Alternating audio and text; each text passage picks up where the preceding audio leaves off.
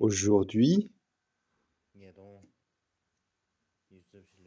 en cette année de 2024, dans le cadre des enseignements d'été Marnock, nous en sommes à la 4e journée d'enseignement. Et à cette occasion, tout d'abord, j'adresse mes salutations empreintes de souhaits de bon augure à l'océan de Sangha qui suit ces enseignements en ligne, ainsi qu'à tous les amis du Dharma qui suivent ces enseignements en ligne. Alors, tout d'abord, le sujet d'aujourd'hui porte sur les mantras secrets dans le cadre du bouddhisme originel. À la base, le thème de ce cycle d'enseignement porte sur les origines des mantras secrets. Et concernant le bouddhisme originel,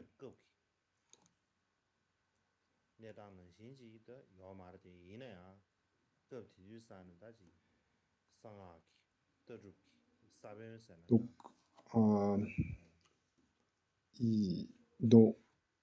on s'accorde à penser que dans le bouddhisme originel n'est pas manifestement présent le véhicule des mantras secrets, mais que néanmoins, ce bouddhisme originel constitue comme la graine ou ce qui va donner l'émergence du véhicule des mantras secrets.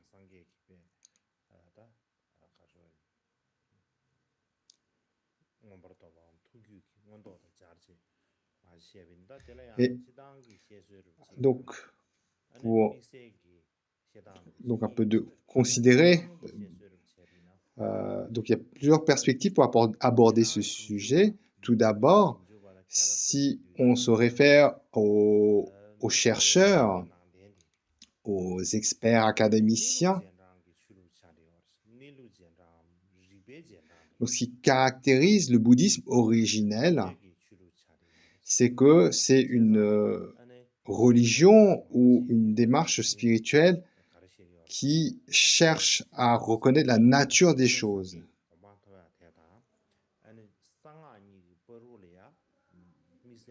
Et de ce point de vue, ces experts disent qu'il n'y a pas de relation entre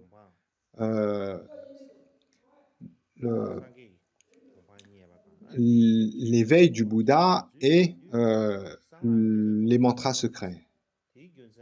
Alors, pourquoi ils affirment cela?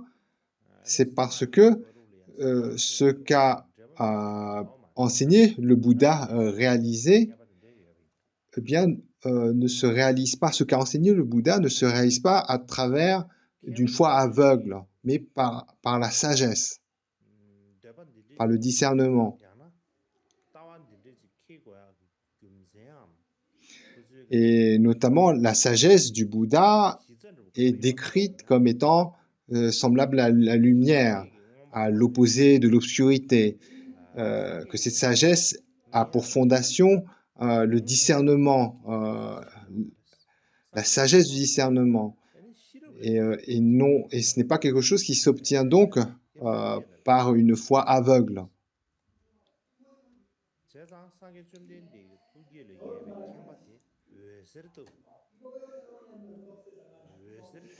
Et ainsi, donc ces académiciens s'accordent donc sur ces critères-là, donc ils pensent qu'il n'y a pas de relation entre les mantras secrets et les enseignements du bouddhisme originel.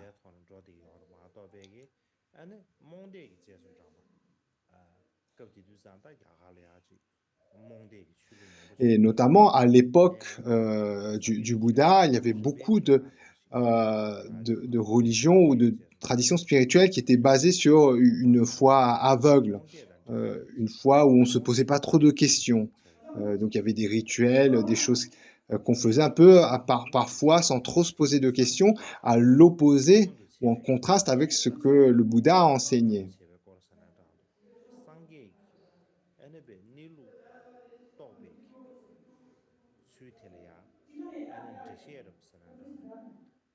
Et aussi, lorsque le Bouddha a enseigné, ce qui caractérise ses enseignements, c'est qu'il fait beaucoup demande au raisonnement, à la réflexion. Il y a une argumentation et de la cohérence dans ce qu'il enseigne, une logique qu'on doit assimiler pour réaliser.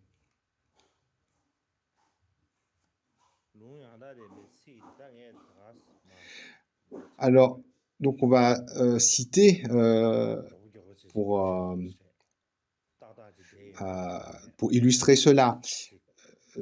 Donc on va prendre des passages, bon, certains qui ont été vraiment rapidement traduits. Donc l'idée, c'est de donner les idées généraux.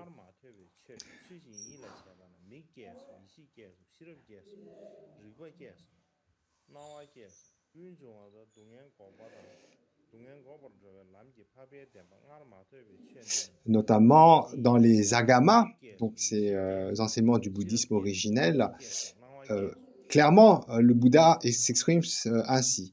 Donc, pour citer le passage rapidement traduit, à cette époque, le Bhagavan s'adresse au groupe des 5 moines en disant, en considérant correctement la vérité de la souffrance, ce dharma qui est inouï, le regard naît, la sagesse naît, le discernement naît, la connaissance naît, la clarté naît. Lorsque l'on considère d'une façon correcte les vérités de l'origine, vérité de la cessation de la souffrance, vérité du chemin, eh bien, ces dharmas inouïs, lorsqu'on les aborde de façon correcte, le regard naît, la sagesse naît, le discernement naît, l'intelligence ou la conscience naît, la clarté naît, la clarté naît.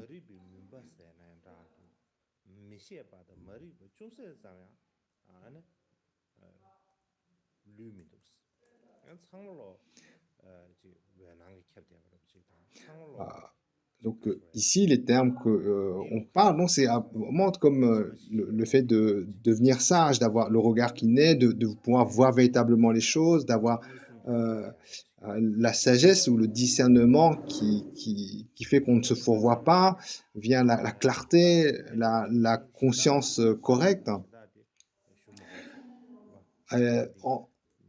Ensuite, donc ça, c'est un peu donc on s'exprimait dans les grandes lignes, c'est pas une traduction très précise. Mais dans les agamas, on trouve ce passage où le Bouddha s'exprime de cette façon.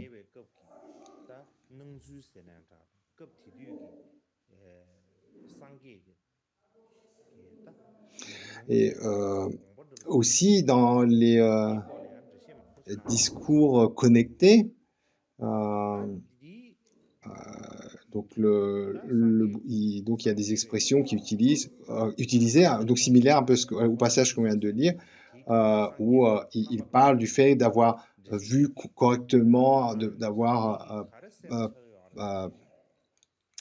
correctement ou de façon cohérente, sans erreur, à réaliser l'éveil parfait et insurpassable. Et il y a beaucoup de passages similaires dans ces agamas, dans ces textes du bouddhisme originel, qui montrent que le dharma ou les enseignements du Bouddha est quelque chose qui est, d'une part, doit être réalisé par chaque individu, mais cependant, c'est une vérité qui transcende le temps, une vérité qui est universelle, et quelque chose qui, par la réalisation individuelle, devient manifeste pour quiconque suit le chemin. Il n'y a rien à être caché ou à garder secret. Et pour l'expliquer d'une autre façon, ces enseignements du Bouddha est la nature qui pénètre toute chose, c'est la vérité universelle. Et c'est la raison pour laquelle il n'est pas nécessaire d'essayer de cacher certains aspects du Dharma ou de penser que c'est quelque chose qui va être différent que ça va être une vérité qui va être différente d'un individu à l'autre.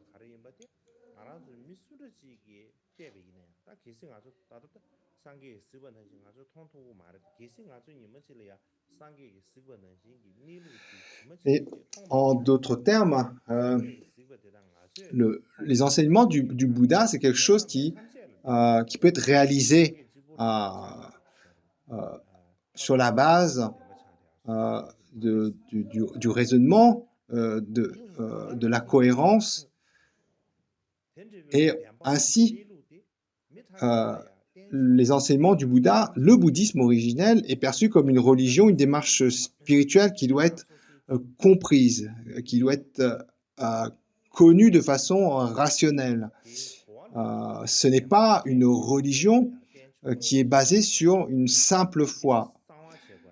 Et notamment, un aspect qui est mis en valeur, c'est que l'éveil, c'est quelque chose qu'on va trouver au travers de la sagesse du discernement. Et ça, c'est quelque chose qui est vraiment manifeste dans la philosophie du bouddhisme originel. Les vues fondamentales des 4 nobles vérités, lorsque les enseignements abordent les 12 liens interdépendants, les 5 agrégats, les vues de l'absence du soi, etc. Donc, toutes ces réalisations qui sont enseignées dans le bouddhisme originel, du moins telles on trouve dans les écritures du bouddhisme originel, ne font absolument pas appel à une foi aveugle, à une foi où on ne se pose pas de questions ou qui n'est pas basée sur des bases rationnelles.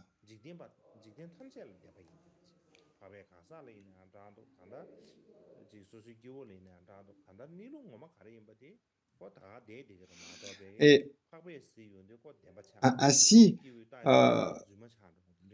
donc d'une part, il y a ce fait que voilà, c'est très carré, c'est très logique, bien construit, notamment parce que cet éveil, cette réalisation ultime, c'est quelque chose qui est universel, comme on l'a dit. C'est pas quelque chose que, par exemple, des gens mondains n'arrivent pas à voir et que seulement les bodhisattvas, lorsqu'ils réalisent, voient ça. C'est une réalité puisqu'elle est universelle, elle est accessible à tous. Ce n'est pas quelque chose qui est biaisé, comme on a dit, ou qui changerait d'un individu à l'autre. Et comme il s'agit d'une réalité qui englobe tout, qui est la même pour tous les êtres, donc pour toutes ces raisons évoquées, dans le bouddhisme originel, les enseignements mettent l'accent sur le fait que l'éveil se réalise en utilisant son bon sens, le raisonnement, des réflexions cohérentes. Donc, en dehors de ça, dans le bouddhisme originel, on ne parle pas d'une démarche basée sur une foi aveugle.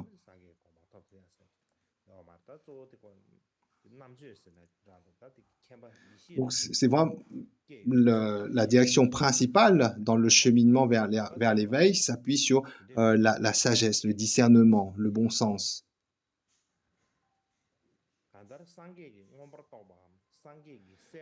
Ainsi, ces enseignements que le Bouddha a lui-même réalisés, cet éveil parfait et insurpassable,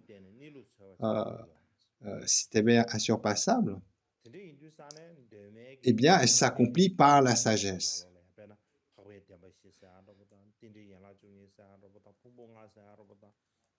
Et ça, c'est clairement, donc toutes ces vues philosophiques, elles sont clairement mises en lumière dans le bouddhisme originel.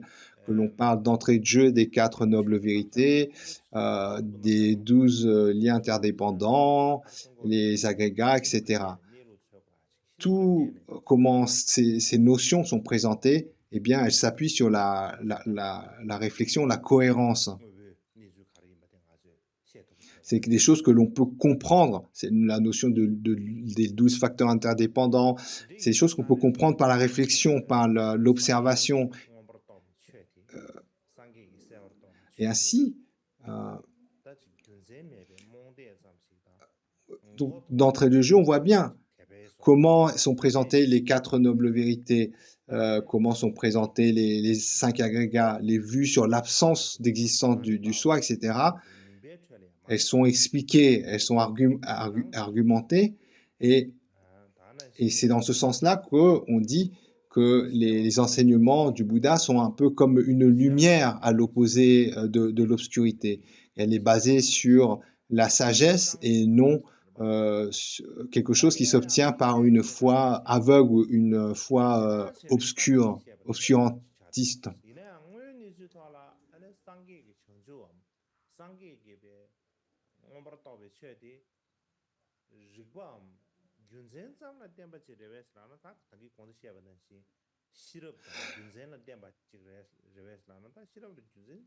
Ensuite, c'est donc très clair.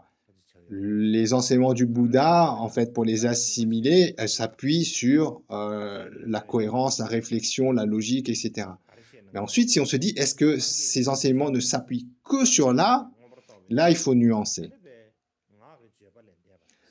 Notamment, lorsque on parle de l'éveil du Bouddha, ce n'est pas... donc, par exemple, dans le grand véhicule, on décrit cet éveil comme étant au-delà des mots. Quelque chose qui est au-delà des mots, au-delà de l'entendement ordinaire.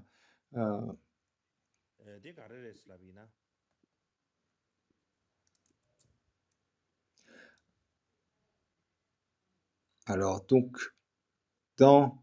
est-ce que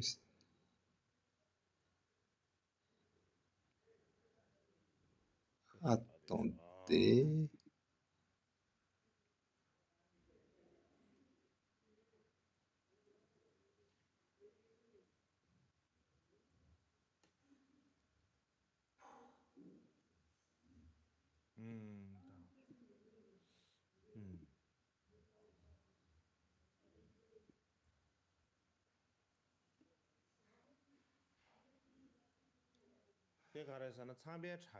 Alors, donc ça, c'est le sutra des filets de Brahma, un passage. Donc, on voit sur la diapo. C'est un extrait qu'on retrouve qui vient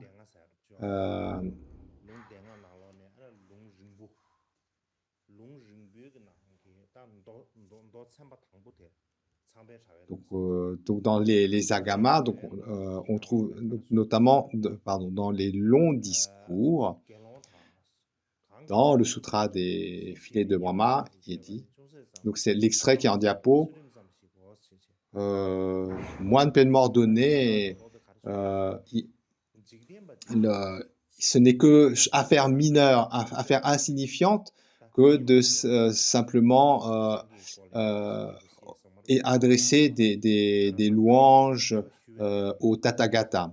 Alors, pour expliquer un peu le sens de ce passage, ce qui est dit ici, c'est que le fait de simplement faire des louanges de façon mondaine au Bouddha dans le but de pouvoir préserver sa conduite éthique ou dans le but d'accomplir des actions vertueuses pour s'encourager à accomplir des actions vertueuses, en fait, ce sont des activités qui ont peu de sens.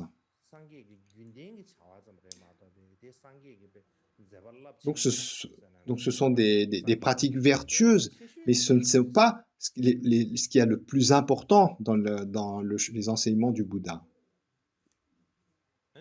Ensuite, toujours dans le même sutra, sutra des filets de Brahma, un autre passage qui dit « Moine pleinement ordonné, il y a d'autres dharmas profonds, difficiles à voir, difficiles à comprendre, caractérisés par la quiétude, qui sont sublimes, au-delà de l'entendement, subtils, euh, qui ne peut être compris que par les plus sages. Euh, que le Bouddha lui-même, le Tathagata lui-même a réalisé par sagesse directe, etc. Donc il y a beaucoup de termes qui sont utilisés, mais qui...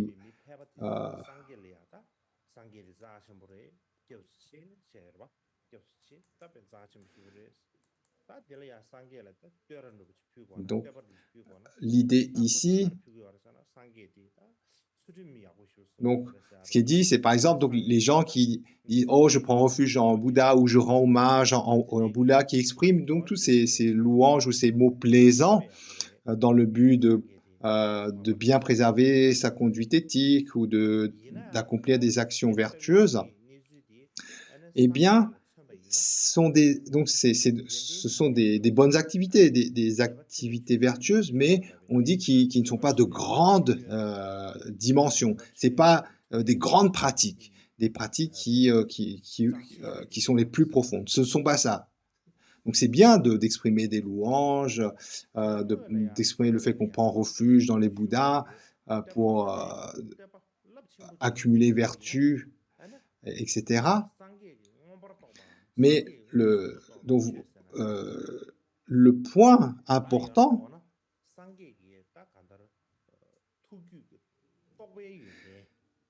eh bien, c'est de faire des louanges vers ce qui caractérise l'éveil parfait et insurpassable.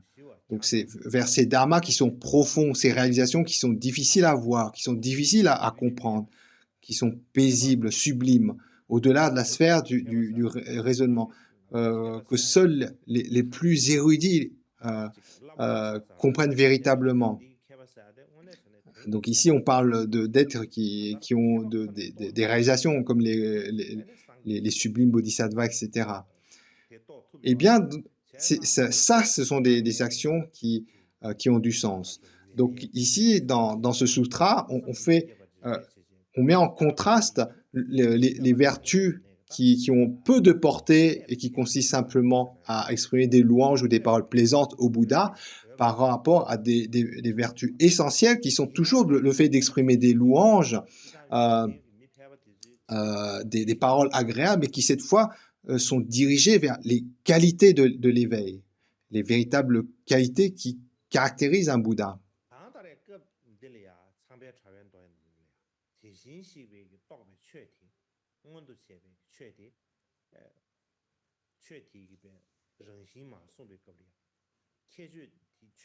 Et aussi,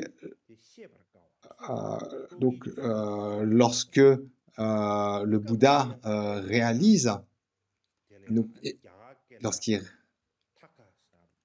y a le terme tarka,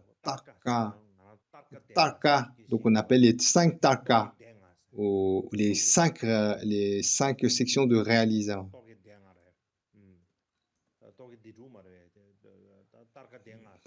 Donc c'est où il y a lorsqu'on dit en tibétain les 5 élaborations, etc. Donc taka en fait c'est un terme qui comprend le fait d'être intellectuel, d'être très dans l'élaboration, dans les concepts.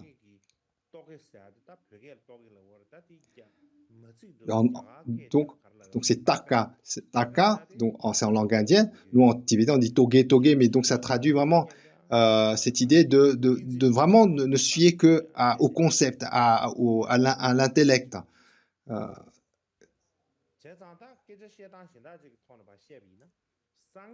Et donc lorsque le Bouddha parle de l'éveil, il dit que c'est au-delà de tous ces concepts, au-delà de toutes ces élaborations intellectuelles. Donc c'est clair, il dit le dharma profond qu'a réalisé le Bouddha, c'est difficile à voir, difficile à comprendre, paisible et sublime, au-delà de la sphère du raisonnement, au-delà de tout raisonnement, subtil, qui ne peut être compris par les grands sages. Donc ici, dans ce passage, clairement, ce qui est mis en lumière, c'est que l'éveil véritable, ce n'est pas quelque chose que l'on peut réaliser simplement en se basant sur la réflexion, l'analyse, les concepts, les élaborations intellectuelles. Alors, en indien, on dit abhignana. Donc, c'est jnana en pali, donc abhignana. Et donc, ce terme abhignana, ça désigne une réalisation manifeste. Donc, le fait de voir clairement ou le fait de voir manifestement. Donc, voir manifestement, c'est vraiment voir clairement, sans ambiguïté. Et donc, c'est ce terme, abhignana, elle exprime la véritable connaissance. Donc, comme par exemple, c'est le terme qu'on retrouve dans le terme clairvoyance, lorsqu'on parle des 6 types de clairvoyance. Donc, les fameuses 6 clairvoyances, eh bien, en langue indienne, l'expression utilise abhignana pour parler de clairvoyance. Donc, on parle d'une clairvoyance, vraiment une voyance qui est claire, qui est manifeste. On parle donc de quelque chose qui est profond, quelque chose de secret. Secret dans le sens où on ne peut pas voir facilement. Donc, il y a un sens secret. Donc, c'est ça, derrière le terme, quand quelque chose est profond, c'est-à-dire c'est quelque chose qui n'est pas manifeste, il y a un aspect secret. Ainsi, l'éveil du Bouddha, sa réalisation manifeste du Bouddha, se caractérise par une profondeur, une immense profondeur, un aspect de sagesse qu'on peut dire secret. Secret dans le sens où simplement par l'intellect, on ne peut pas y accéder.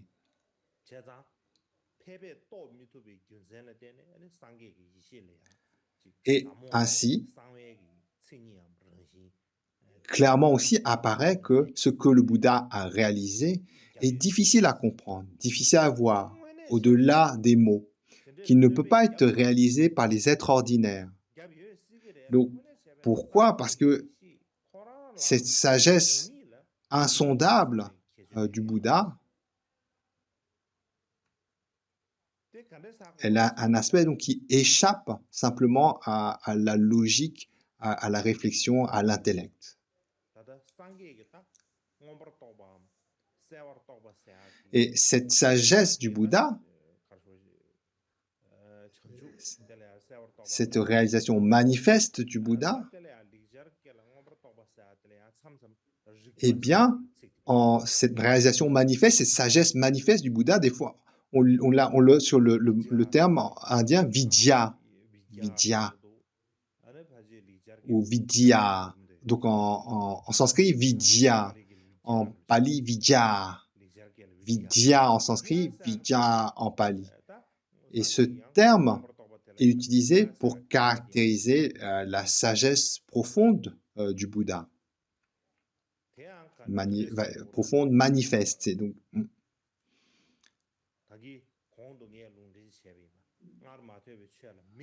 et là, on revient à vous vous souvenez de la citation avant quand on dit que quand il s'adresse à ses disciples, moi de pleinement donné, si quiconque aborde la vérité de la souffrance correctement, donc naît le regard, la sagesse, etc. Et là, on retrouve ce terme vidya, lorsqu'il dit naît la connaissance ou la conscience. Alors, c'est difficile à exprimer parce que ce mot vidya ou vidya a différentes connotations. Comme par exemple, il a, comme on vient de dire, la connotation de clairvoyance, de connaissance manifeste. Et on le retrouve notamment aussi dans Rigna, les mantras de connaissance ou mantras oui, connaissance de connaissance. Oui. Donc, dans le véhicule des mantras secrets, on retrouve cette terminologie de mantra de vidya ou mantra, oui, vidya, mantra de connaissance ou de pleine conscience. Et notamment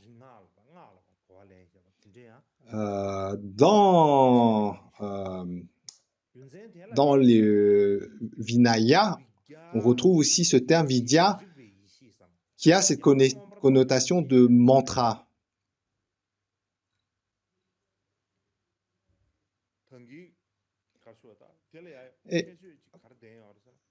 Et par conséquent, ce que montre ici ce passage, c'est que la réalisation du Bouddha, cette création manifeste qui est caractérisée par le mot vidya, eh bien, elle montre aussi une nature merveilleuse, quelque chose qui a un sens secret, caché, dans le sens où quelqu'un d'ordinaire ne peut pas accéder de suite. Ceci dit, lorsque l'on parle de ce terme vidya dans le bouddhisme originel, eh bien, il pose problème. Alors, pourquoi il pose problème? Parce que, d'un côté, c'est un terme qui est basé sur qui est donc utilisé pour exprimer la logique ou la cohérence. Et d'un autre côté, non, pardon, d'un côté, dans le bouddhisme originel, comme on a dit, on parle d'une philosophie ou d'une religion qui est basée sur la logique, le raisonnement. Et de l'autre côté, lorsqu'on parle de la sagesse lumineuse du Bouddha, eh bien, on parle de quelque chose qui est au-delà de l'entendement, au-delà de la raison, de ce que l'on peut prouver.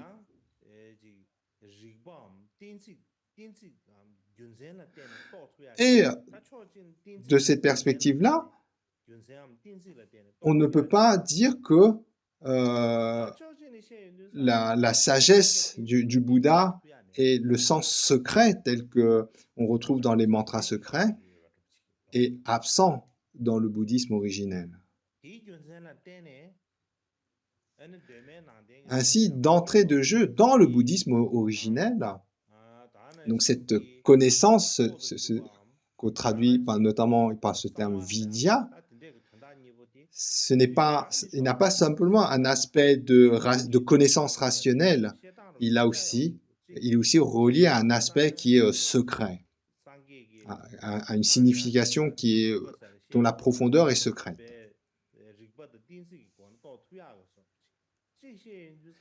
Et ainsi, donc, ce terme de vidya qui est associé au mantra, qui évoque quelque chose de secret, de profond,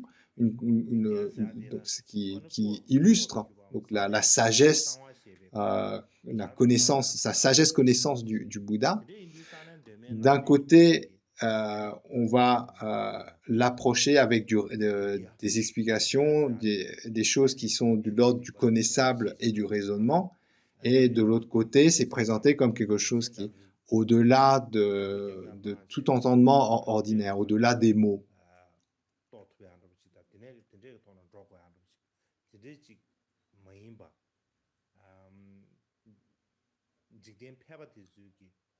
Quelque chose que les gens ordinaires ne peuvent pas facilement comprendre. Qui est en fait secret, on dit secret, c'est secret pour les ordinaires dans le sens où ils ne peuvent pas comme ça, simplement avec leur entendement ordinaire, accéder à cette sagesse.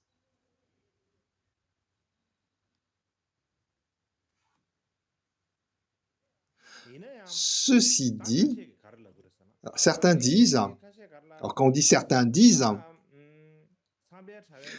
on revient au sutra des filets de Brahma. Dans ce sutra-là, on parle de mantras obscurs vous savez, tout ce qui est de l'ordre de l'irrationnel, genre les divinations, et les sorts, etc. Et dans le sutra des filets de Brahma, le Bouddha clairement rejette ça, rejette cet aspect de mantra associé à la superstition, à l'irrationnel, tout ce qui est... Et là, donc, le Bouddha catégoriquement rejette cela. Et donc, c'est ce qui fait que certaines personnes pensent qu'il n'y a pas de connexion entre les mantras secrets et la sagesse du Bouddha. Ceci dit, il y a aussi dans les agamas discussion sur des mantras de protection. On parle de mantras de protection dans les agamas ainsi que de mots de vérité. Lorsqu'on parle de mots de vérité, donc c'est un sens très proche de mantra, dont on discutera plus tard.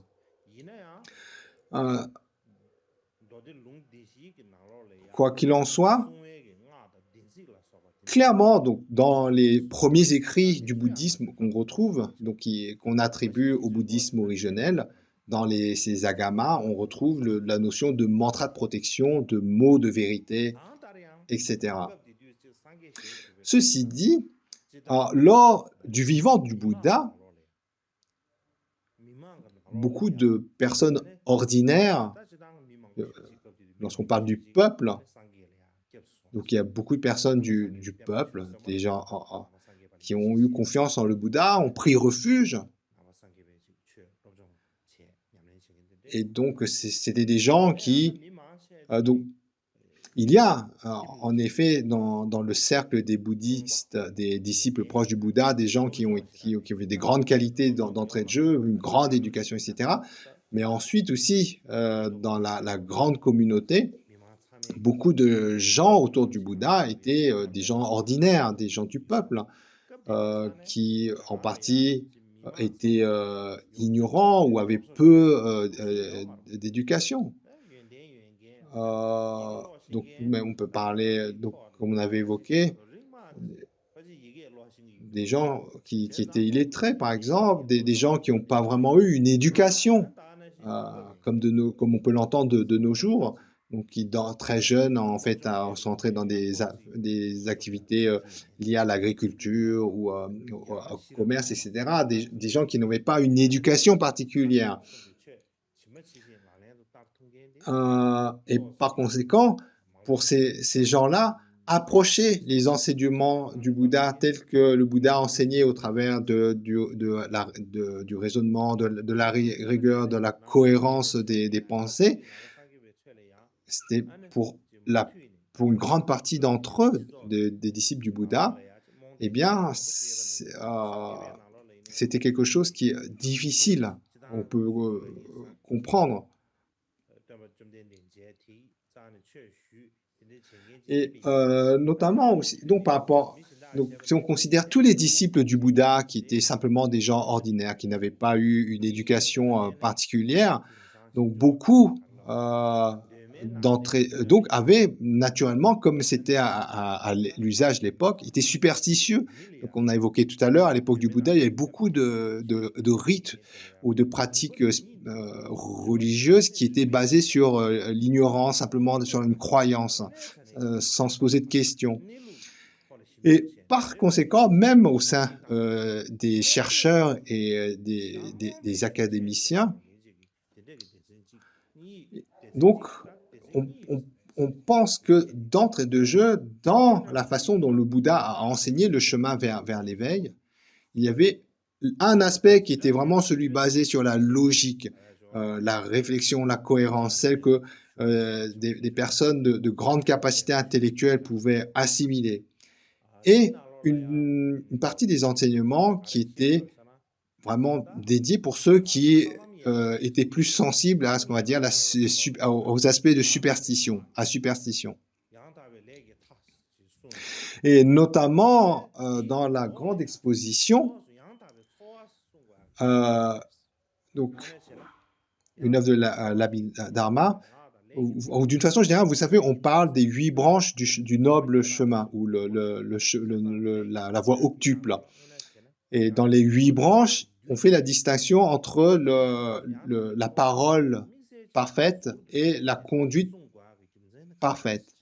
Donc, on peut se poser la question, mais pourquoi est-ce que le Bouddha fait cette distinction entre la parole correcte et les actions correctes? Et là-dessus, le Bouddha euh, développe en disant que la conduite parfaitement pure est distinguée par rapport à la parole parfaitement pure parce que la conduite dans la vie de tous les jours, si elle est mauvaise, c'est beaucoup plus difficile à purifier. Voilà la raison pour laquelle il y a cette distinction. Et à ce sujet,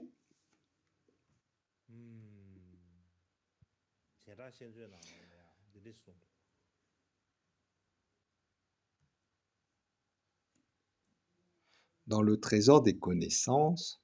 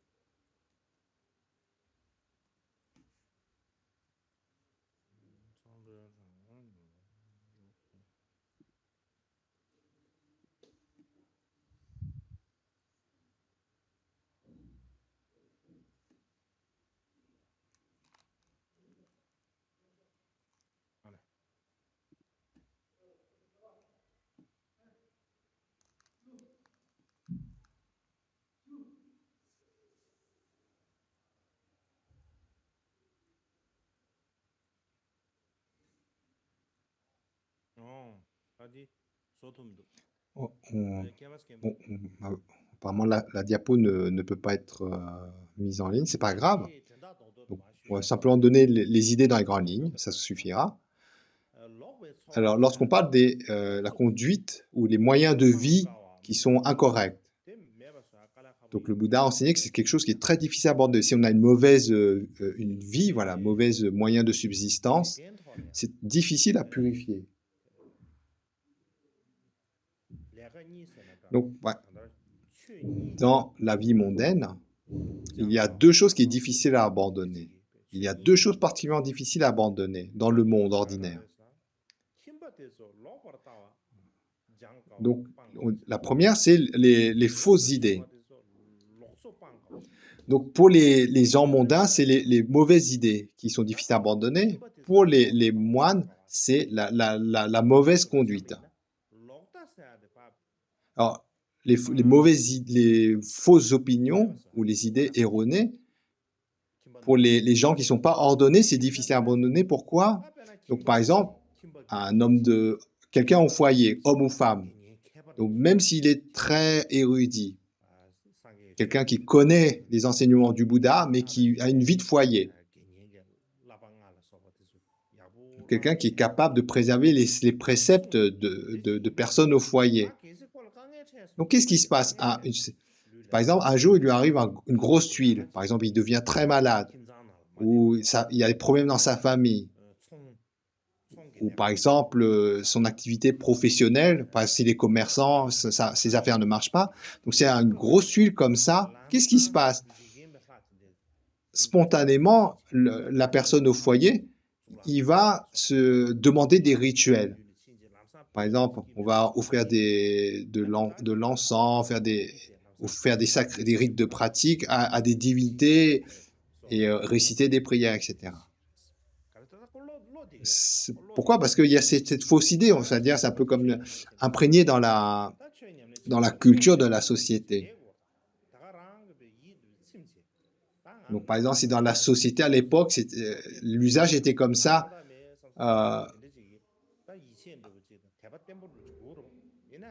donc en fait, ce genre par exemple dans la culture, la tradition du pays, à chaque fois qu'il y a un problème, on fait des rituels où on s'adresse à telle divinité, eh bien pour une personne qui est au foyer, donc même si elle a connaissance donc par exemple, Donc, vous savez, par exemple, lorsqu'on fait à l'époque les rituels qu'on fait pour offrir aux divinités la terre ou des lieux, etc.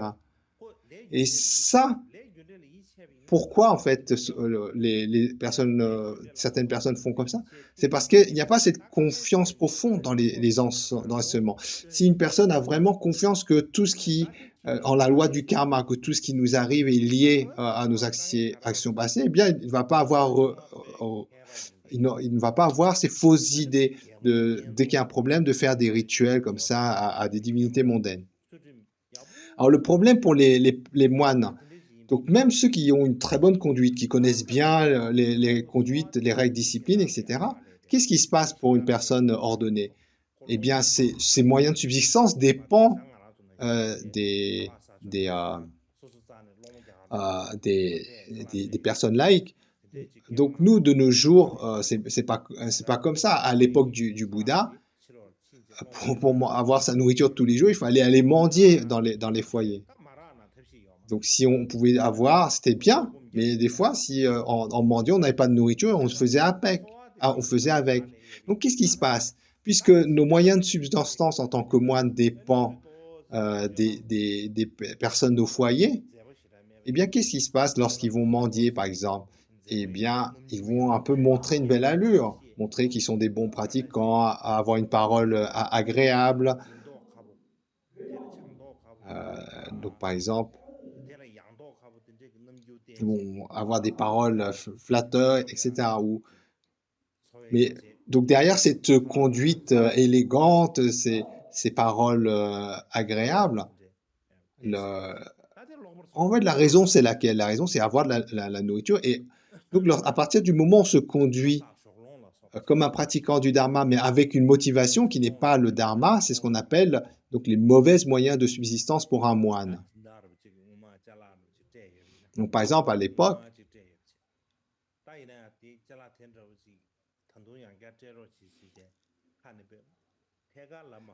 lorsqu'un moine recevait, par exemple, une belle offrande de nourriture, en fait, pour un moine, on n'a pas le droit de redemander.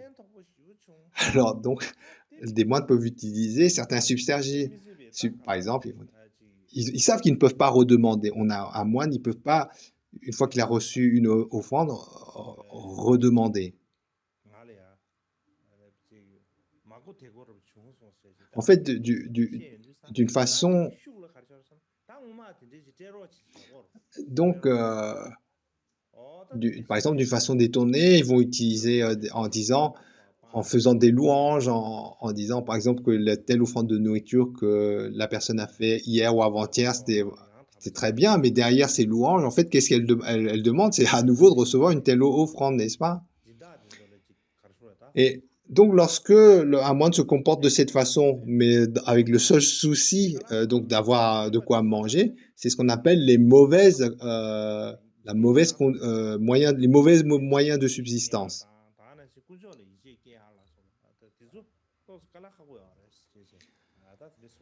Et donc, ce qu'a enseigné le Bouddha, donc à l'époque, pour un moine, voilà, quelque chose qui était difficile à purifier.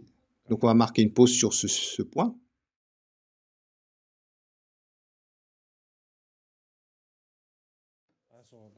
On va parler des mantras de connaissance ou de pleine conscience.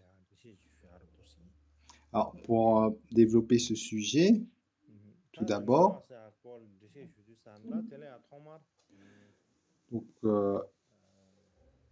à l'époque du bouddhisme originel, lorsqu'on parle déjà de ces mantras, donc je vais introduire d'abord ça. Alors d'abord, on va se référer dans les groupements des sutras en pali.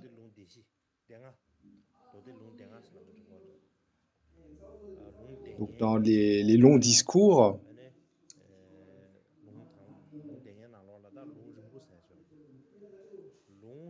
on retrouve le sutra défilé de Brahma. Et dans ce sutra défilé de Brahma, clairement le Bouddha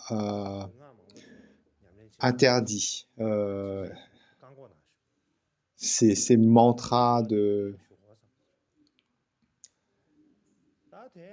Alors, dans ce sutra, défilé de Brahma,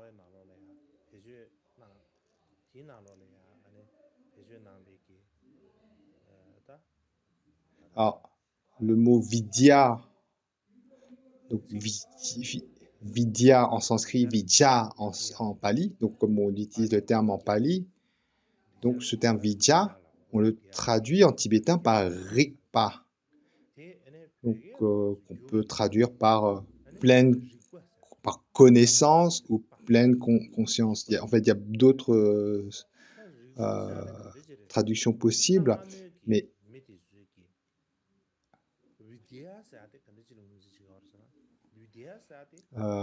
donc à l'époque du bouddhisme originel, ce terme de vidya, ou traduit par rikpa en tibétain, on parle donc d'un mantra qui a pouvoir, quelque chose de merveilleux. Le mot vidya fait référence à des mantras qui ont des aspects au caractère merveilleux.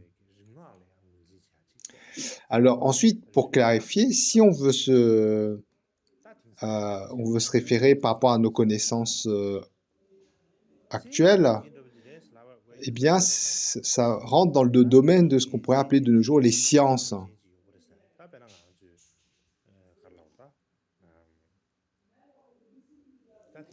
Donc, comment dire? Donc, pour dire de façon simple.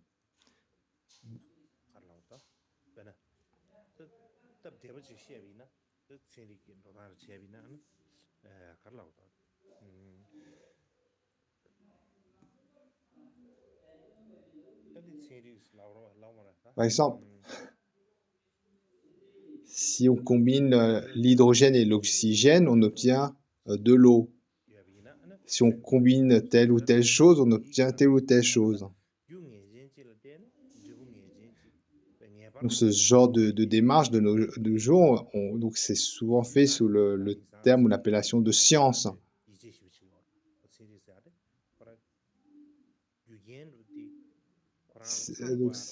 Donc lorsqu'on a, donc si on parle de physique, de chimie ou des choses comme ça, en fait, la science, telle qu'on l'entend de nos jours, c'est un peu donc, le fait de voir comment, en combinant telle ou telle chose, tel ou tel résultat se produit. Et donc dans cette approche, façon de voir les choses, donc c'est ce terme de vidya à l'époque du Bouddha, à l'époque du bouddhisme originel.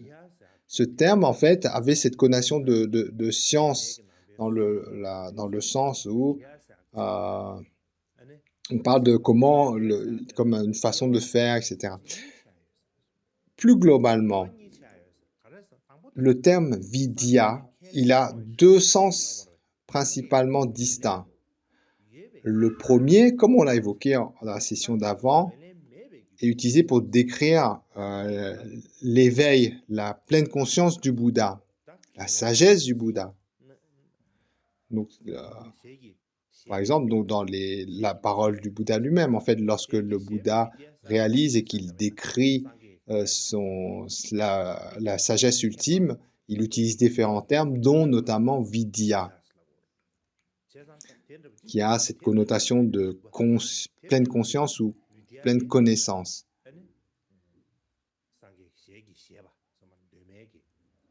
Ensuite, le terme de vidya que le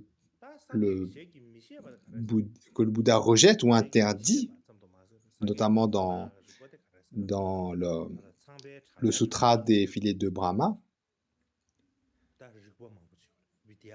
eh bien donc ça rentre dans le deuxième sens. Donc, le deuxième sens, donc, qui porte plus sur les connaissances ou les façons de faire ordinaires, mondaines. Ainsi, donc,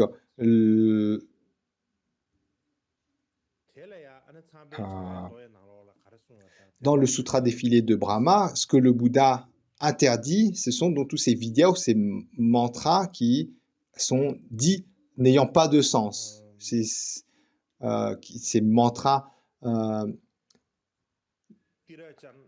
qui n'ont pas de sens, qui sont insensés ou qui sont avilis. Donc là, comment on dit, donc il y a le terme, je sais pas trop comment on le prononce, mais c'est Tirachana Vidya. Alors, parfois, en tibétain, c'est traduit par insensé, qui est quelque chose qui n'a pas de sens. Et parfois, c'est traduit par le fait de quelque chose qui vient de l'analyse d'un examen.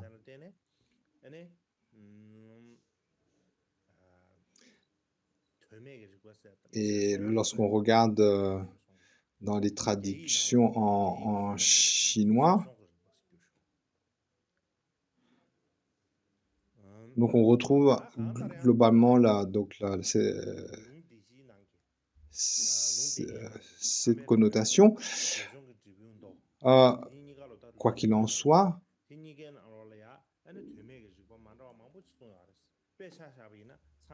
on trouve abondamment, on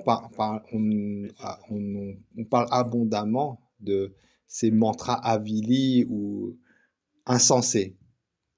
Donc, par exemple, ici, il y a dans le sutra des filiers de Brahma, mais également dans le sutra des fruits de la vie contemplative, on parle de différents types de ces vidya avili ou vidya qui n'ont pas de sens.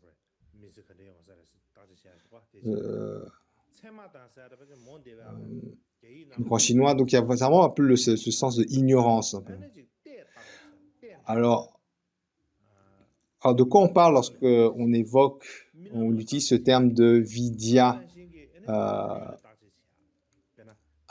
tiracha vidya, enfin c'est mauvais vidya, c'est donc c'est mantra vili ou ces mantras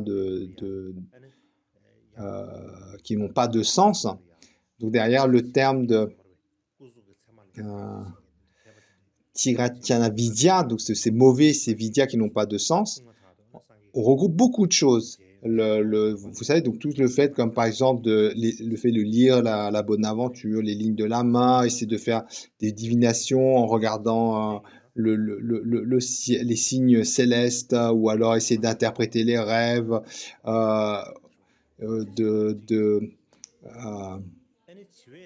ou faire des différents types de rituels d'offrandes mondains. Donc, par exemple, ce qu'on appelle les offrandes par fumigation. Aussi, des formes d'offrandes qui utilisent du beurre. D'une façon générale, les différents rites d'offrandes mondains.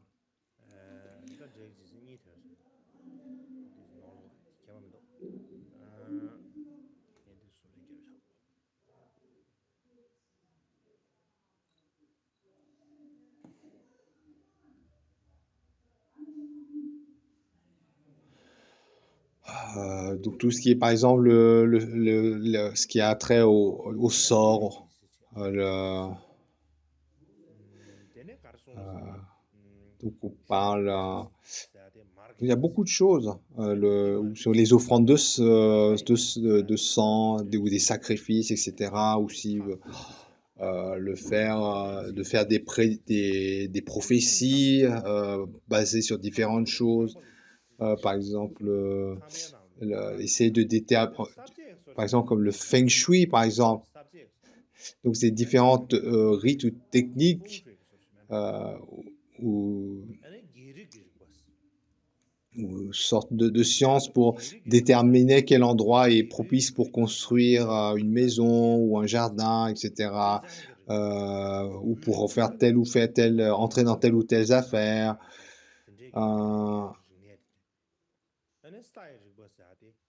Et aussi,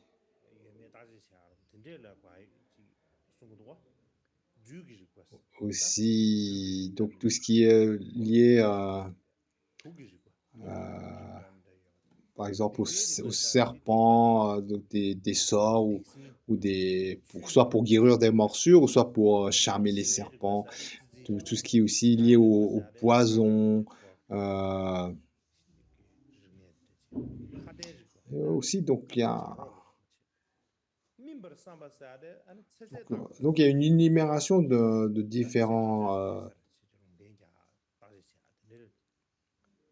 de différentes de, de rites qui étaient faits à l'époque, de fait de jeter on parle de sorts, de réciter voilà, des choses pour lancer des sorts. Et donc il y a tout. Donc la numération est longue. Là, on a évoqué. Là, c'est pas extensif ce qu'on a évoqué. En fait, il y a une partie de choses qui est liée vraiment à la superstition, mais il y a aussi des choses qui ne sont pas de la superstition, mais qui est vraiment de l'ordre de simplement des sciences mondaines. Donc, par exemple, dans ce qui est lié à la superstition, c'est donc comme le fait d'essayer d'interpréter les rêves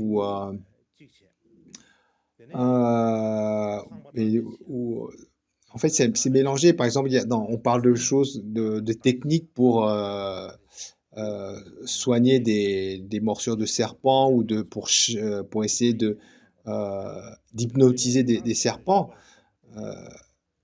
Donc, il y a des choses qui sont plus ou moins fondées sur le bon sens et d'autres qui ont vraiment plus un aspect de superstition. Mais tout ça, en fait, est englobé dans ce terme de vidya qui n'ont pas de sens. Et également, donc, toutes les sciences qui sont, enfin, toutes connaissances qui sont liées par rapport donc, aux hommes, aux femmes, ce qui caractérise les hommes, les femmes, ou ce qui caractérise les armes, les animaux, ou également de tout ce qui est lié à l'observation des astres, la politique, l'astrologie, et également dans différents types de traitements médicaux eh bien, ou simplement des techniques pour survivre, de subsistance.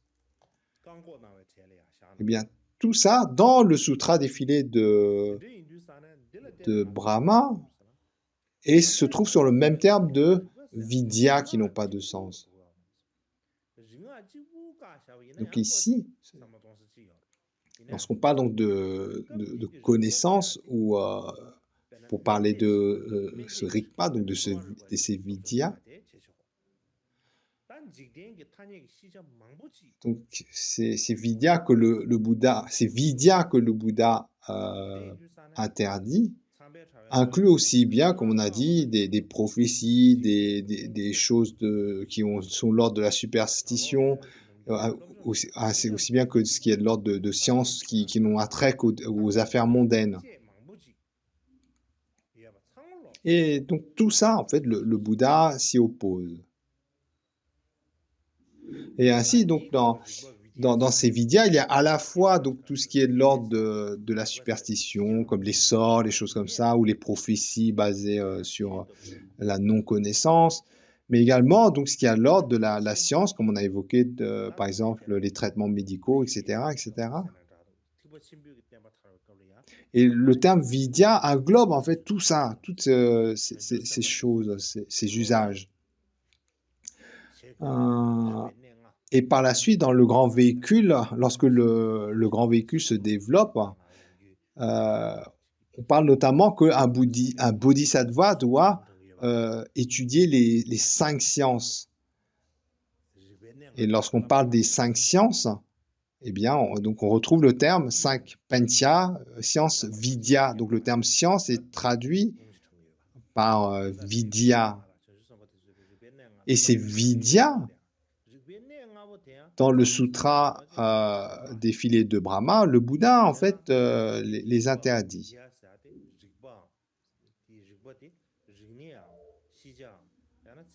Ensuite, dans les compilations de sutras,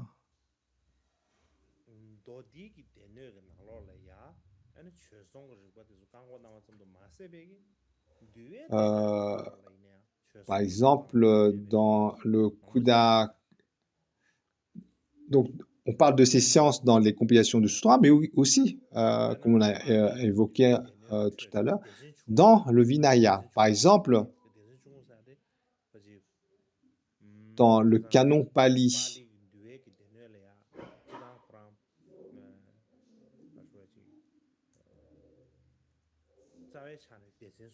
donc comme on a évoqué la dernière fois, il y a 3 parties. Dans la deuxième partie, qui sont les agrégats, qui parlent des règles de la vie de tous les jours, des règles de conduite. Donc la compilation la première partie du Vinaya porte sur les préceptes, la deuxième sur les usages de la vie monastique. Et lorsqu'on regarde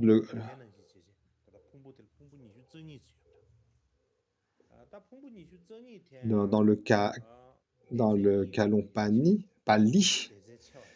donc il y a deux, donc dans la partie des agrégats du Vinaya, il y a la petite section, la grande section, et dans la petite section, dans le Kudakavatu, donc les points un peu minutieux sur la discipline.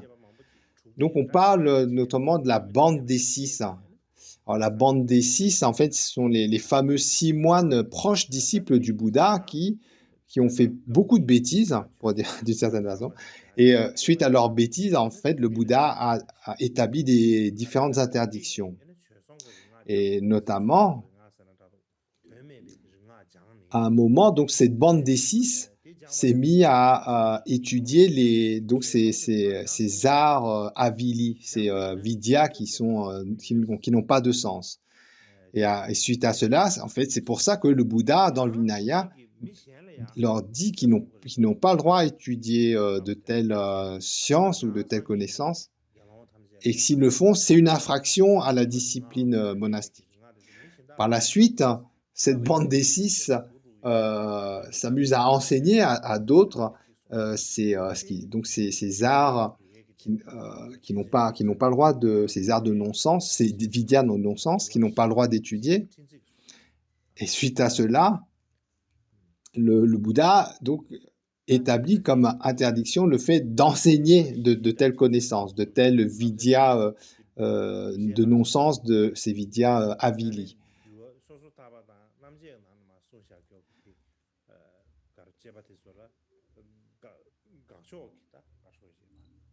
Et de la même façon, dans le Mahasasaka, dans le Vinaya en 5 parties de l'école Mahasasaka, il est dit que les moines pleinement ordonnés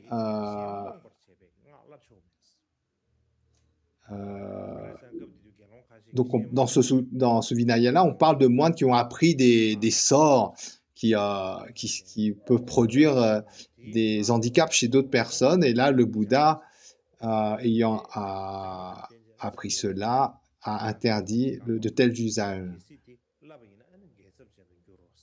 Et puis aussi, il y a des moines pleinement ordonnés qui sont amusés à apprendre des mantras pour faire relever des cadavres. Et là, donc suite à cela, donc c'est clairement écrit, le Bouddha a interdit l'usage de mantras pour en faire lever les morts, pour faire redresser les morts. D'une façon générale, le Bouddha a clairement interdit l'usage de ces vidyas de non-sens, ces mantras de non-sens. Mais ceci dit, dans la première partie du Vinaya qui porte sur les préceptes, aucun des 250 préceptes d'un moine pleinement ordonné n'interdit le fait de s'engager dans ces vidyas de non-sens, dans ces, voilà, de ces mantras ou ces connaissances qui sont considérées comme étant n'ayant pas de sens ou comme étant avili. Mais ceci dit, même si on ne trouve pas chez les moines, dans les 250 préceptes de moines, d'interdiction explicite d'entrer dans ces vidyas de non-sens, on les trouve dans les nonnes. Alors comment on sait ça? Parce que dans la version pali du Bhikkhuni Vibhanga, donc c'est le Vibhanga pour les nonnes pleinement ordonnées, dans la section qui parle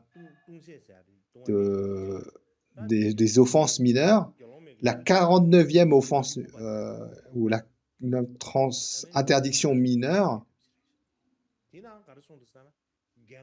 elle parle d'un groupe de 6 nonnes qui sont amusées à étudier donc ces vidyas de non-sens, des vidyas de non-sens. Et donc ensuite, elles ont été critiquées par des personnes, laïques, et c'est ce qui a amené donc le Bouddha à interdire de telles pratiques. Donc ça, c'est explicitement mentionné dans c'est la 49e des transgressions ou offenses mineures. Et également, pour la 50e également, c'est donc il y a le fait d'interdire l'usage, d'enseigner l'usage de tels mantras de non-sens. On retrouve ça aussi dans et là, notamment, donc ces interdictions, dans les textes, on voit qu'elles viennent notées de façon explicite parce qu'il y a eu un groupe de 6 nonnes qui se sont lancés dans l'étude et l'enseignement de telles connaissances de non-sens, et que ça a produit donc des critiques par rapport à des personnes non ordonnées. Et c'est suite à cela que le Bouddha a explicitement donc, établi ces interdictions pour les nonnes. Et ces interdictions, on les retrouve également dans les Vinayas traduits en chinois.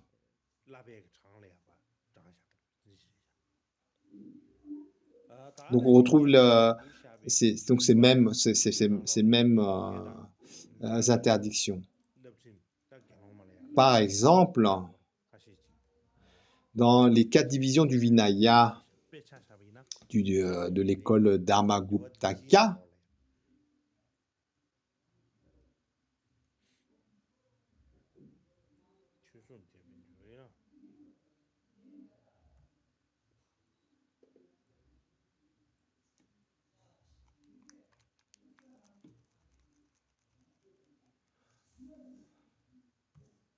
donc dans les 4 divisions du Vinaya de l'école Dharmaguptaka, on parle de cette bande des 6 nonnes qui étudie diverses connaissances de non-sens, différents vidyas de non-sens.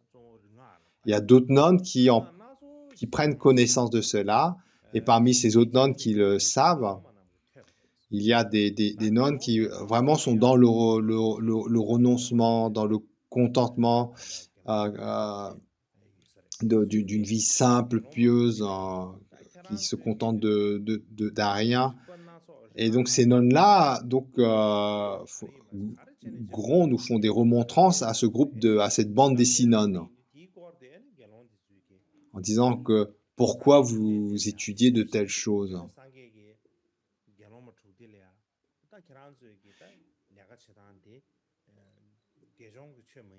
Et non seulement donc ces nonnes en parlent au Bouddha, et par la suite le Bouddha réprimande cette bande des 6 nonnes en disant que ce n'est pas du tout en accord avec les enseignements de renoncement, de s'engager dans donc ces choses mondaines. Et, et il en a établi de façon formelle une interdiction comme étant une transgression mineure. Donc, aussi bien l'étude de tels vidyas de non-sens que le fait de les enseigner. Et aussi, dans le Dharmakupta Vinaya et le Sarvastivada Vinaya, donc Vinaya du tradition Dharmagupta et celle du Sarvastivada, on retrouve ces interdictions. Donc dans ces écrits qui notamment ont été traduits en chinois. Et là, donc très clairement, c'est dit que le fait de se lancer dans l'étude de tels vidyas de non-sens ou le fait de les enseigner constituait une transgression. C'est quelque chose qui était interdit. Et dans les Vinayas des nonnes, dans l'école Mula Sarvastivada, parmi les 108 transgressions, la 34e, pardon, donc il a dans la 34e, donc, toujours dans ce Vinaya de l'école Mula Sarvastivada, donc c'est la 34e offense. Et dans la version chinoise, c'est la 150e.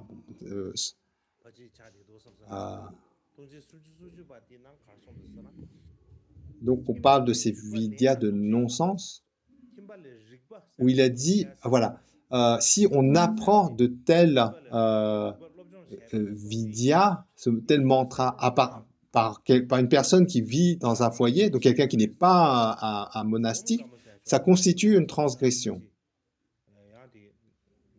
Alors d'où vient cette interdiction? Eh bien, elle vient du temps où il y avait une nonne qui s'appelait Tulananda et qui a appris des sorts magiques, qui a appris d'une personne qui vivait au foyer, pas une personne qui était non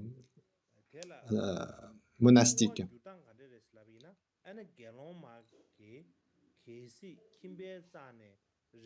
En fait, dans l'histoire, cette nonne, elle n'arrêtait pas d'aller voir une personne laïque pour apprendre des mantras magiques.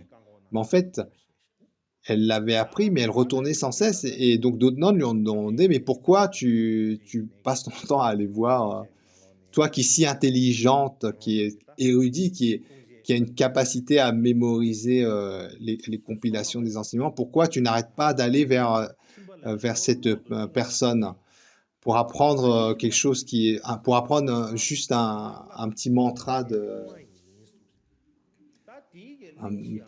magie. Et en fait, là, Tulananda, elle répond, en fait, il dit, c'est pas que j'ai du mal à apprendre ce mantra, mais c'est que j'aime bien cette personne et en fait, c'est un prétexte pour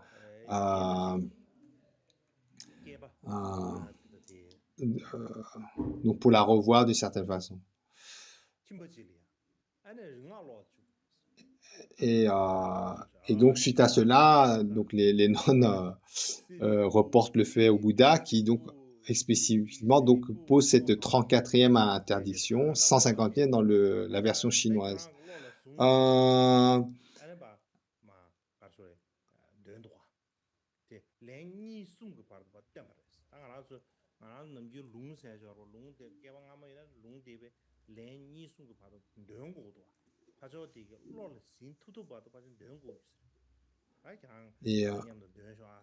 Et également, donc, dans le même, la 35e interdiction mineure, donc dans la version du Tripitaka chinois, c'est 151. On retrouve le même texte qui formule le fait qu'il est interdit d'enseigner donc de tels mantras à une personne qui vit en foyer, qui n'est pas dans la vie monastique. Et là, pareil, le récit remet à nouveau cette nonne Tulananda qui cherchait à à enseigner donc ses connaissances de magie, de sorcellerie. Et puis, en fait, elle n'arrêtait pas de voir une personne pour lui enseigner un mantra. Et cette personne, au bout d'un moment, il s'est énervé, hein. Tu n'arrêtes pas de m'apprendre ce même mantra sans cesse. Donc ça suffit, on va rester là. Donc il s'est énervé.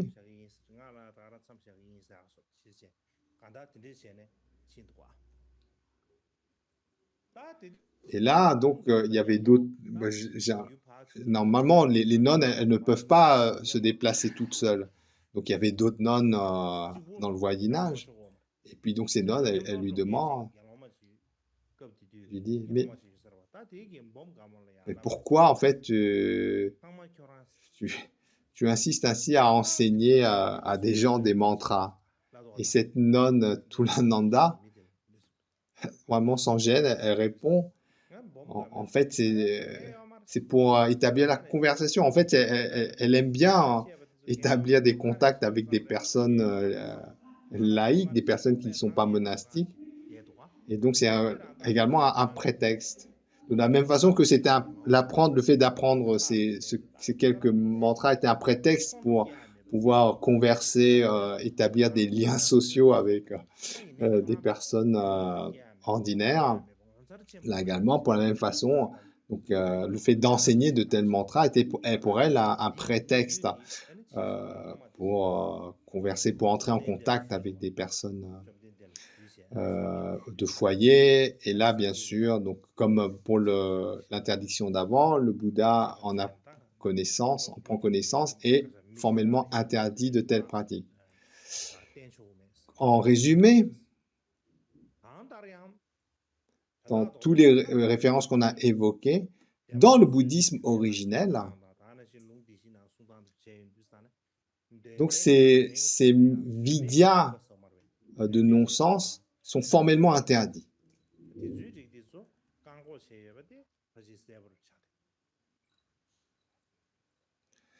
Et donc, basé sur cela, dans le bouddhisme originel, lorsqu'on parle de vidya en sanskrit, vidya en pali, ce mot, on le retrouve la plupart du temps dans des interdictions. Donc ça a une connotation qui est négative. Donc c'est pas systématique, mais en grande partie, le verbe vidya a un terme négatif. Par exemple, dans le bouddhisme originel, pour parler de l'ignorance, on dit avidya, qui est donc la négation de vidya, qui veut dire connaissance ou pleine conscience. Donc c'est l'absence de conscience, l'absence de connaissance, l'ignorance, on l'utilise avidya. Mais à l'opposé de l'ignorance, l'éveil, on ne dit pas que c'est vidya. On pourrait, par exemple, l'ignorance, si vidya c'est la non-connaissance, l'éveil, à l'opposé, ça serait la connaissance. Donc, on utiliserait le terme marikpa, en tibétain marikpa, avidya en sanskrit, pour parler de l'ignorance, et à l'opposé,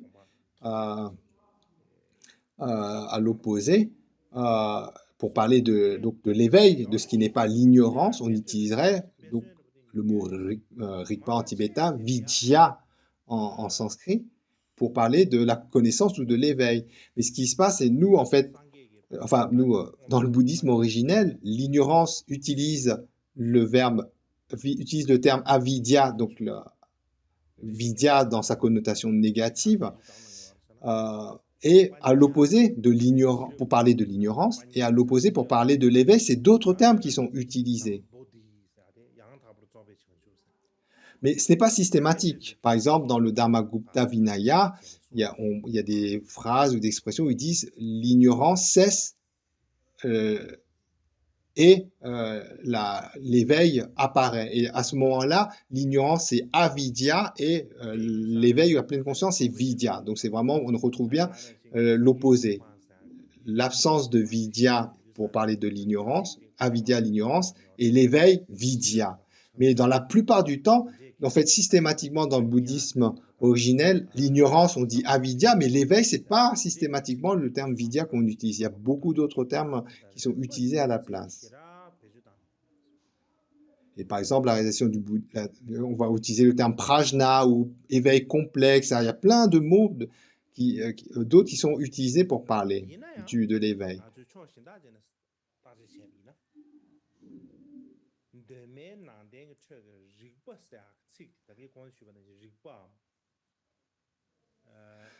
En résumé, avec une connotation positive, le terme vidya est peu utilisé. Il est utilisé, mais c'est très peu. Bien souvent, le terme vidya, on le retrouve dans le bouddhisme originel ayant une connotation négative. Mais néanmoins, ce terme, en fait, existe dès le bouddhisme originel.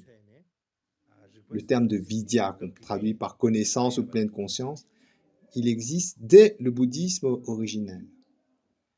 Et comme on le sait, là, on l'a déjà dit, mais on va développer.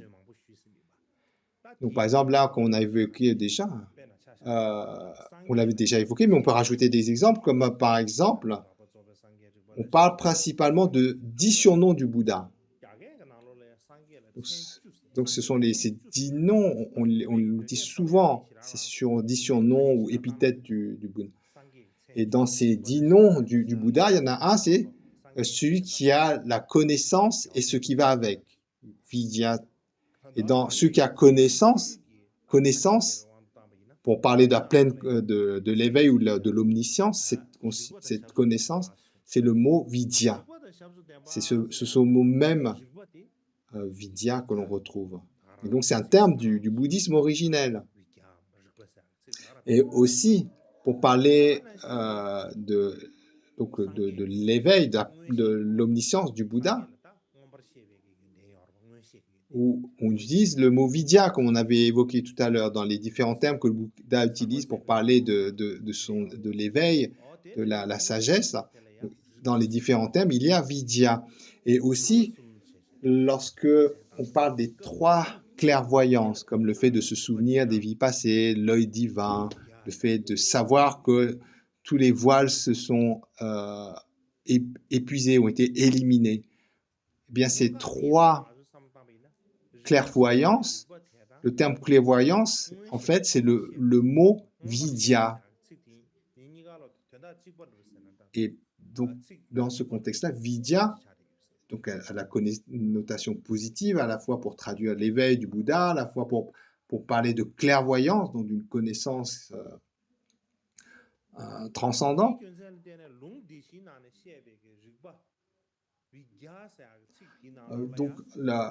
Donc, par exemple, dans les 3 clairvoyances, le fait qu'on utilise le terme vidya pour clairvoyance montre que eh bien, vidya et clairvoyance sont synonymes. Et par conséquent, le terme de vidya qu'on traduit par connaissance, pleine conscience, qu'on pourrait traduire par d'autres termes, par exemple, dans le Dharma-guptaka, il a déjà toutes les connotations que l'on a lorsqu'on parle des mantras dans le véhicule des mantras secrets. Non seulement cela, mais par la suite, dans la période où le Mahayana se développe, la période du Mahayana, lorsque les mantras les sutras sont considérés comme ayant la nature de mantra de connaissance. Le terme de mantra de connaissance, vidya, on le retrouve par exemple dans le fameux sutra du cœur. Lorsque dans le sutra du cœur, on dit le mantra de la sagesse transcendante, le mantra de la grande connaissance, le mantra insurpassable, le mantra qui égalise tout et qui est inégalable, le mantra qui pacifie toute souffrance, etc. Eh bien, le mantra de grande connaissance, c'est Mahavidya mantra. On retrouve le terme Vidya. Et donc, Vidya ici désigne cette connaissance,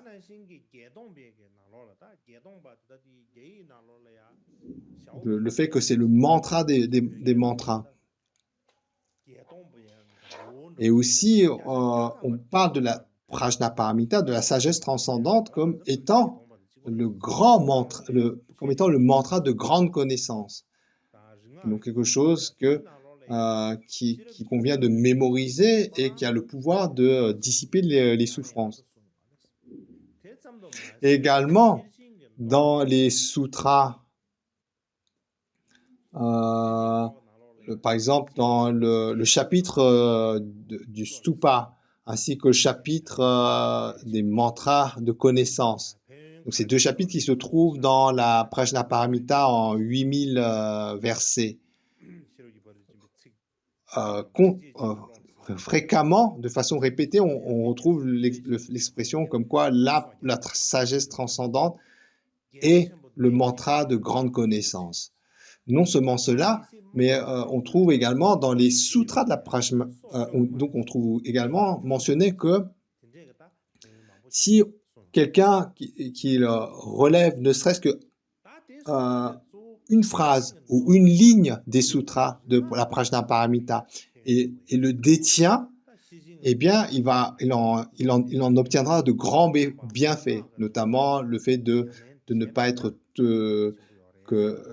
d'écarter les serpents venimeux, de s'attirer la protection des 4 grands rois, donc qui sont des divinités, et ainsi que même s'ils se retrouvent au milieu d'une bataille, ils ne sont non seulement pas tués, mais ni blessés.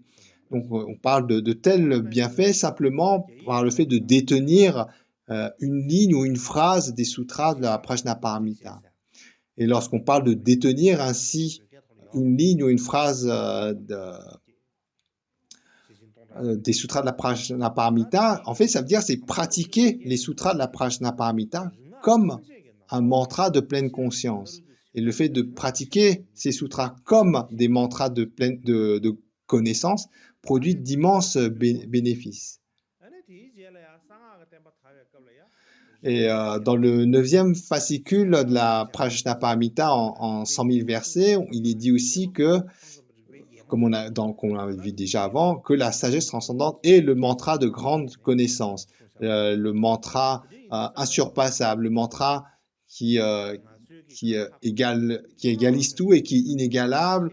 Et dans le 58e fascicule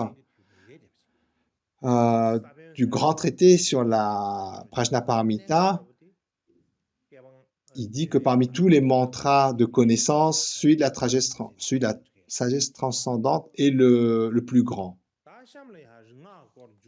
Et on parle notamment, donc il y a des expressions de roi de la connaissance, Vidya Raja.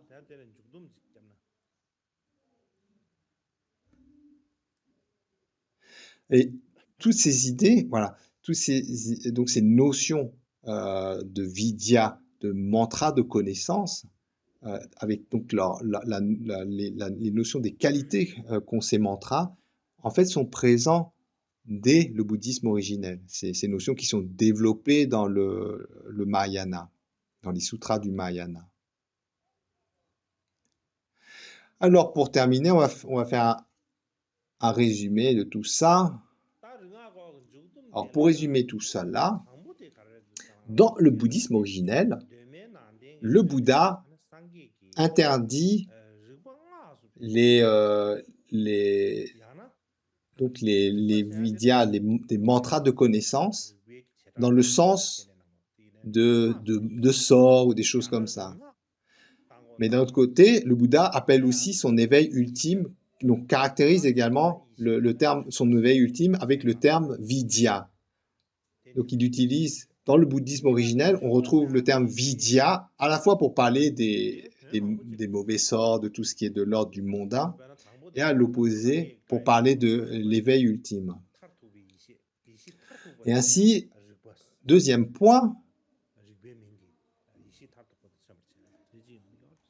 le terme vidya, connaissance ou pleine conscience, a plusieurs sens. Au travers des mots du Bouddha, il a notamment le sens de l'éveil ultime, la sagesse ultime. Et à l'époque, dans le contexte général, ce terme vidya a le sens de connaissance ou science.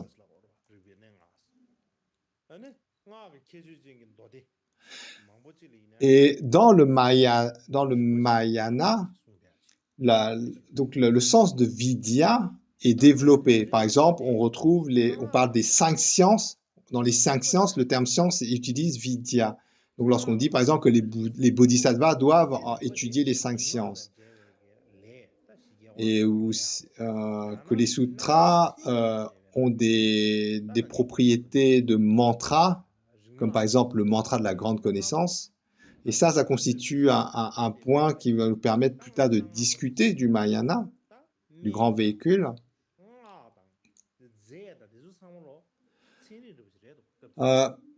Dans les mantras secrets, donc dans le véhicule des mantras secrets, le terme vidya, il a à la fois le sens de connaissance relié à la pleine conscience, au mantra de pleine conscience, mais il a aussi le sens des sciences anciennes.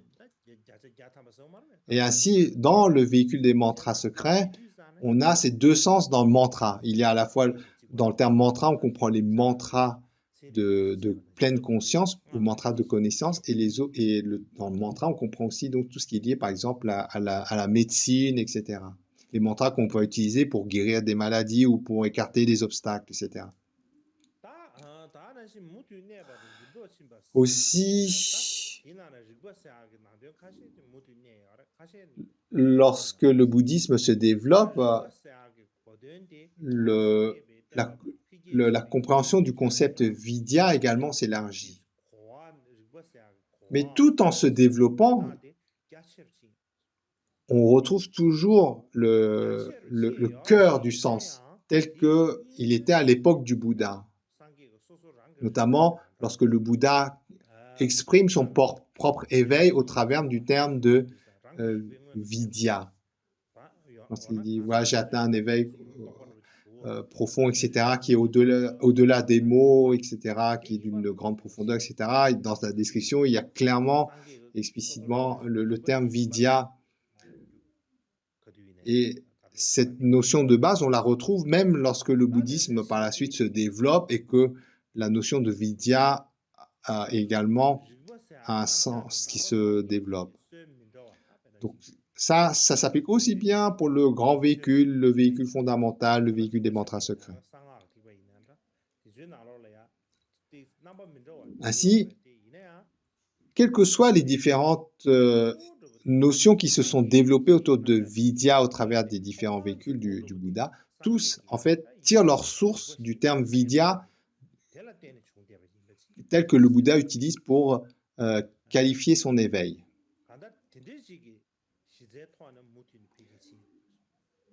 Et de cela, en fait, en bref, même si le terme vidya, qui veut dire qu'on a une grande partie traduit par connaissance ou pleine conscience, prend différentes formes ou ainsi sur plus différents aspects dans les différentes traditions bouddhistes, ce qui reste clair, vraiment clair, c'est que toutes ces différentes développements de concepts viennent de la notion du bouddhisme originel, la notion qui décrit l'éveil du Bouddha. Et également, donc, ces développements dans le sens de vidya montrent aussi comment les traditions bouddhistes ont eu cette capacité à s'adapter aux différentes cultures, aux époques, et donc malgré une élaboration pour s'adapter aux circonstances des époques, des cultures, le cœur de la philosophie bouddhiste, en fait, est demeuré stable. Notamment, parce que même si on considère ce terme de vidya, même si de nos jours, il a pris beaucoup de connotations dans les différentes traditions bouddhistes, toutes, en fait, on peut les relier à, à la notion de base qui, comme quoi c'est l'éveil du Bouddha. Aussi bien dans le véhicule d'un mantra secret, aussi bien dans le grand véhicule, aussi bien dans le véhicule fondamental. Ce terme vidya qui caractérise l'éveil du Bouddha, eh bien, il est très bien conservé. Sur ce, on va terminer.